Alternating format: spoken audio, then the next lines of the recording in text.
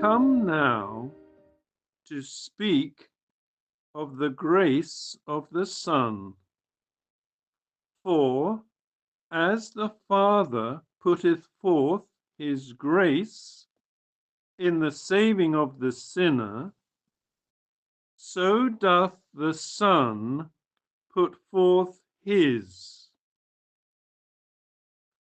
For ye know the grace of our Lord Jesus Christ, that, though he was rich, yet for your sakes he became poor, that ye through his poverty might be rich. 2 Corinthians chapter 8, verse 9. Here you see also that the grace of our Lord Jesus Christ is brought in as a partner with the grace of his Father in the salvation of our souls. Now, this is the grace of our Lord Jesus Christ. He was rich, but for our sakes he became poor, that we through his poverty might be made rich. To inquire then into this grace, this condescending grace of Christ, and that by searching out how rich Jesus Christ was, and then how poor he made himself, that we through his poverty might have the riches of salvation. First, how rich was Jesus Christ? To which I answer, 1, generally, 2, particularly. Point 1, generally. He was rich as the Father. All things that the Father hath, saith he, are mine.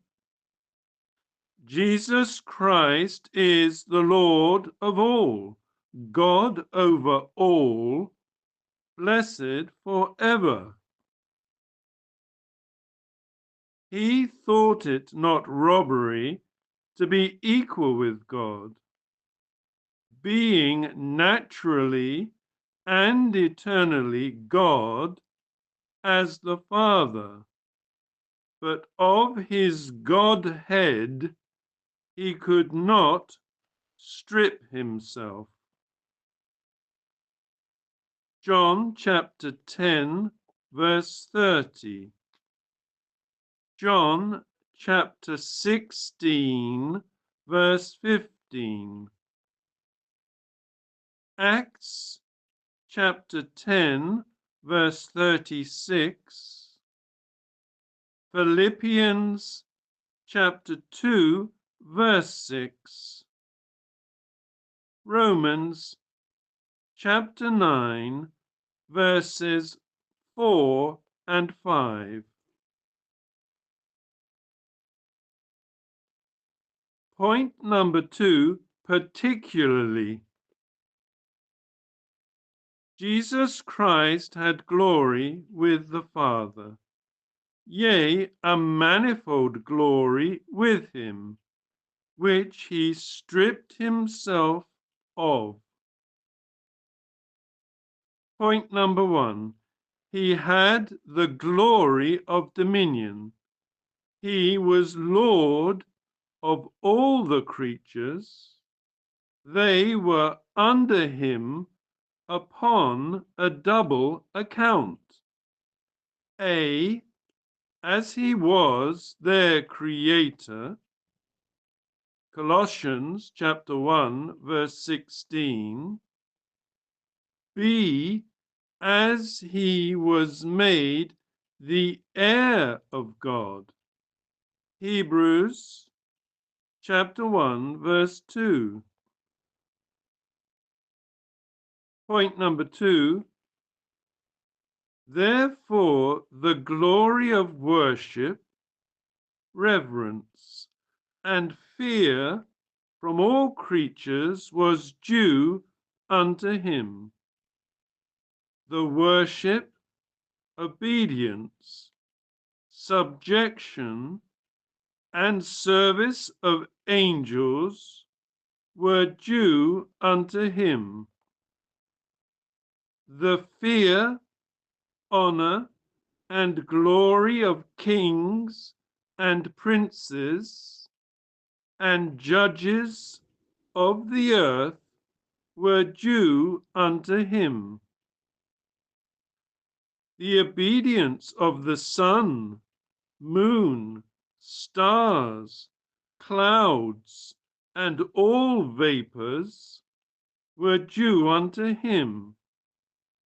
All dragons, deeps, fire, hail, snow, mountains and hills, beasts, cattle, creeping things, and flying fowls, the service of them all and their worship were due unto him.